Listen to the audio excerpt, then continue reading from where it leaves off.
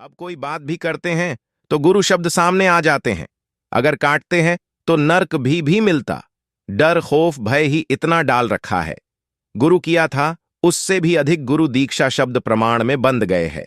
तर्क तथ्य सिद्धांतों से वंचित होकर मंद बुद्धि अंध भक्त कट्टर बनकर रह गए हैं।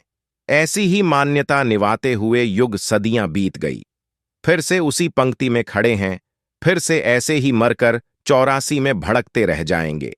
अपने विचार स्पष्ट नहीं कर पाने का एकमात्र कारण यह कि दीक्षा के साथ शब्द प्रमाण में बंद कर विवेक से मंद बुद्धि बनकर रह जाते हैं। खुद से ही निष्पक्ष न हुए हो तो उससे भी अधिक डर खौफ की यह तो पीढ़ी दर पीढ़ी एक धंधा है। प्रसिद्धि प्रतिष्ठा शोहरत दौलत बेग के लिए पैदा होने के साथ ही जिन्होंने दुनिया को समझने का ठेका लिया था, अगर वो ही खुद को न समझे हो तो बहुत अफसोस आता है, क्योंकि वो भ्रम वहम का शिकार हुए होते हैं।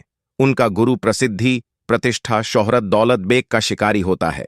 वो ठीक है, अपनी सोच पर मौत की राह पर भी तो मुझे ही चलना था, तो चला तो खुद के स्थायी स्वरूप से। रूबरू तो मैं ही हुआ, गुरु तो आज भी कुछ ढूंढ ही रहा है। 20 लाख संगत के सच्चे निर्मल तो मैं ही था। गुरु का तो सिर्फ एक धंधा ही तो था। प्रसिद्धि प्रतिष्ठा शोहरत दौलत बेग के लिए खुद से ही निष्पक्ष न हुए हो तो उससे भी अधिक डर खौफ की यह तो पीढ़ी दर पीढ़ी एक धंधा है। प्रसिद्धि प्रतिष्ठा शोहरत दौलत बेग के लिए, जबकि निर्मल व्यक्ति खुद में ही संतुष्ट सक्षम निपुण समर्थ है।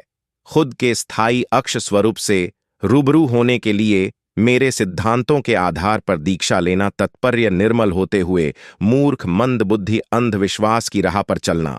करोड़ों को दीक्षा देकर कट्टर अंधविश्वासी मूर्ख बनाकर अपने पीछे बंधुआ मजदूर बनाकर शब्द प्रमाण में उलझाकर मुख्य तथ्य से वंचित रखना। गुरु का हित अब से अधिक होता है रब परमार्थ के नाम पर।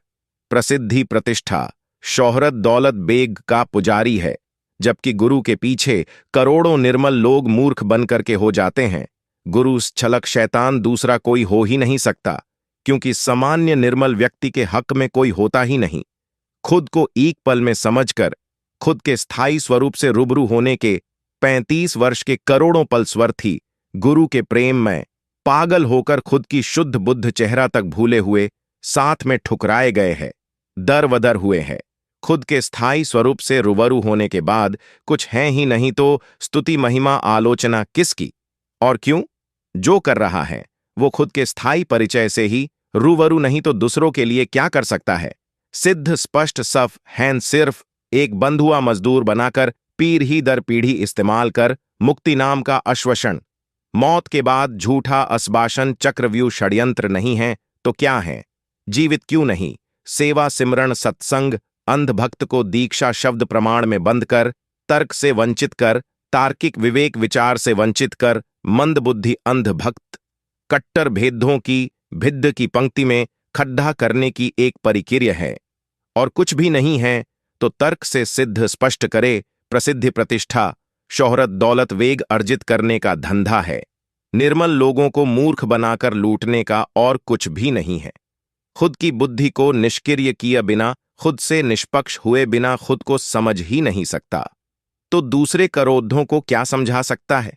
सिर्फ ढोंग पखंड है और बिल्कुल भी कुछ नहीं है।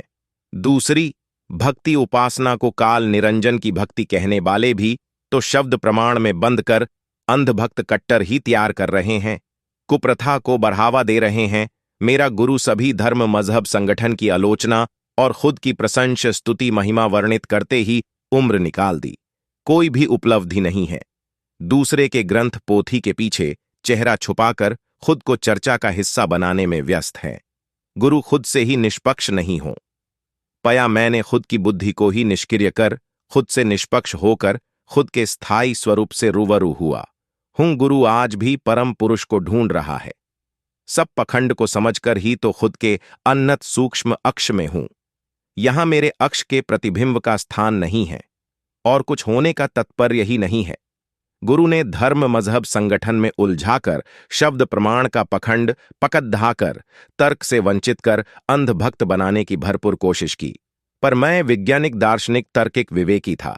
मेरे सांस समय मेरे लिए महत्वपूर्ण था। मैं बिल्कुल सही दिशा की ओर बरक रहा था, तो ही एक पल में खुद को समझकर खुद के स्थायी स्वरूप से रूबरू हूं। और अब गुरु की प्रत्येक बात झूठ, ढोंग, पखंड, धंधा लगती है। प्रसिद्ध, प्रतिष्ठा, शोहरत, दौलत, वेग में ही उलझे लगते हैं। प्रेम भाव बनने में सदियां युग लगते हैं, पर नाजुकता के कारण टूटने में पल भी नहीं लगता। शायद मेरे गुरु के दृष्टिकोण से प्रेम सिर्फ नर नारी का ही विषय है, गुरु शिष्य का नहीं। जो कहते हैं वो तो सिर्फ कहने तक ही सीमित है। करोड़ों रुपए, इतना लंबा समय, तन मन धन सब कुछ समर्पित करने के साथ 35 वर्ष लगातार उनमें ही रमते थे कि शुद्ध बुद्ध चेहरा तक भी याद नहीं। अफसोस कि उनको खबर भी नहीं, जिनके लिए संपूर्ण जीवन ही दांव पे लगाकर नष्ट कर दिया।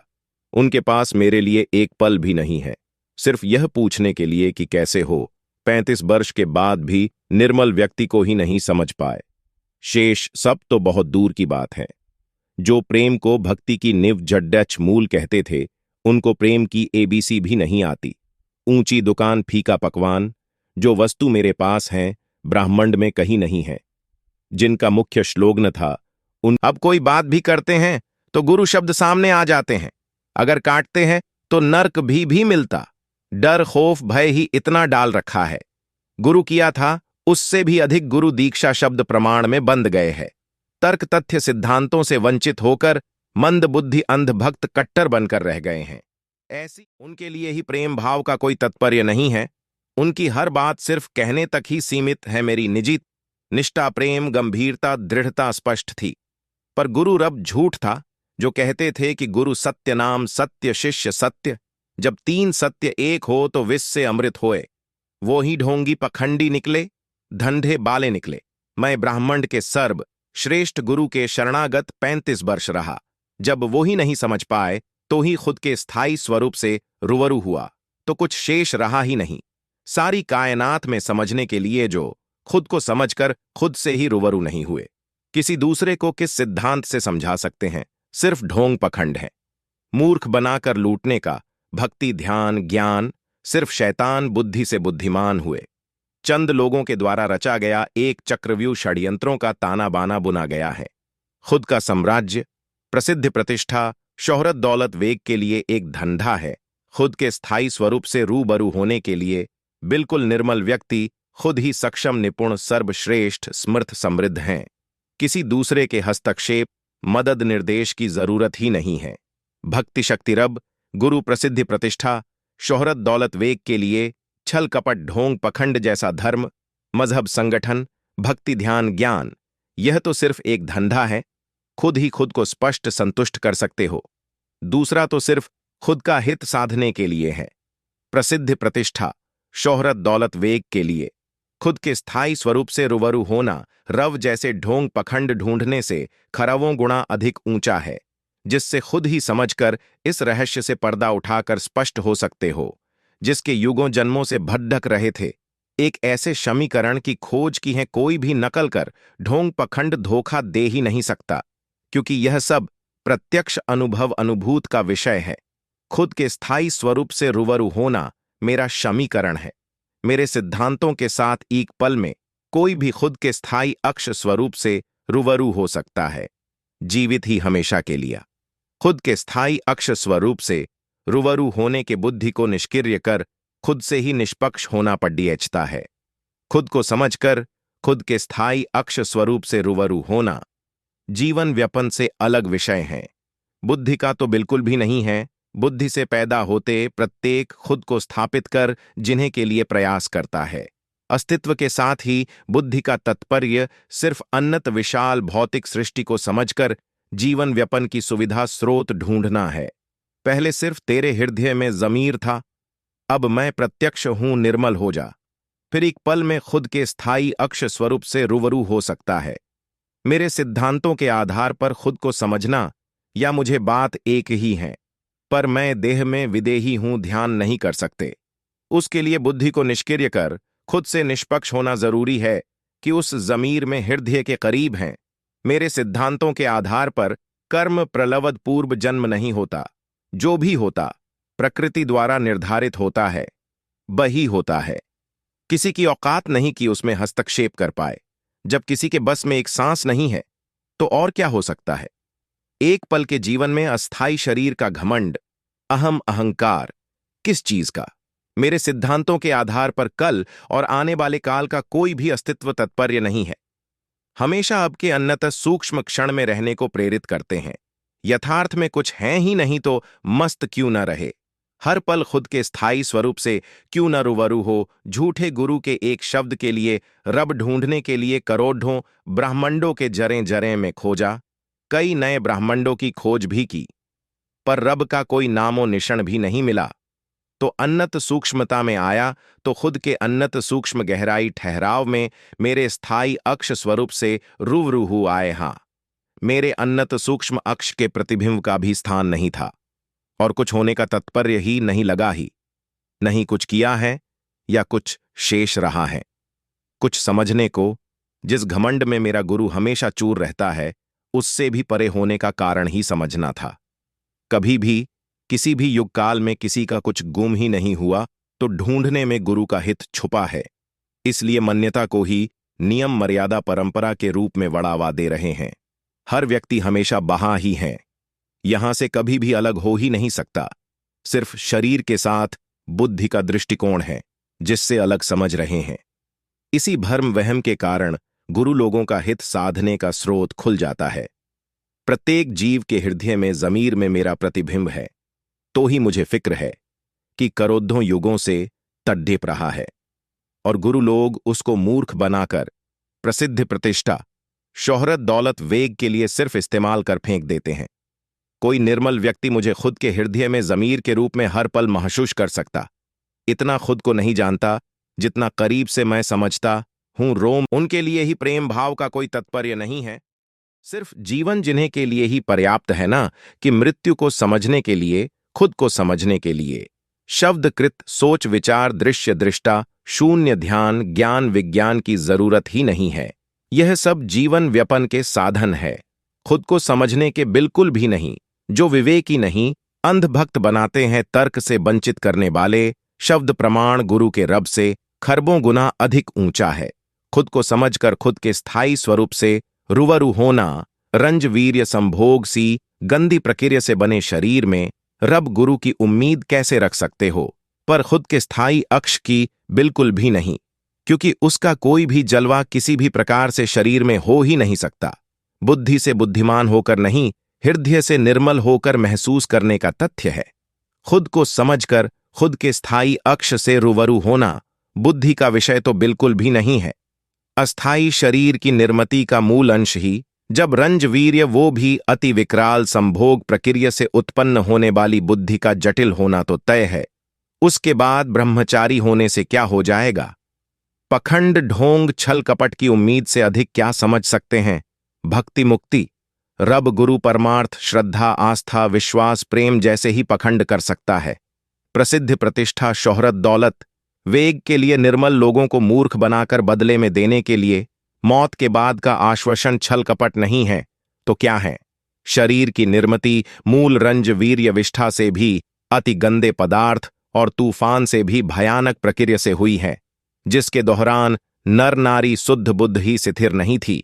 उस दोनों की उत्पत्ति बुद्धि ही तो मुख्य अंग शरीर का, जिसके आदेश निर्णय पर भटक रहा है। बड्ढे ज्ञानी महात्मा कबीर जैसे लोग भी इस विषय को जरा भी समझ ही नहीं पाए, जो बिना पंचतत्व शरीर के आए थे। पखंड ढोंग कर मर गए, तथ्य से अवगत नहीं करवा पाए। मेरे सिद्धांतों से जो खुद से रूबरू हो जाता है, उसके लिए खुद के शरीर का ही महत्व नहीं, शेष सब तो छोड़ दी थी दो। उसने बुद्धि समस्त सृष्टि का अस्तित्व ही खत्म किया होता है।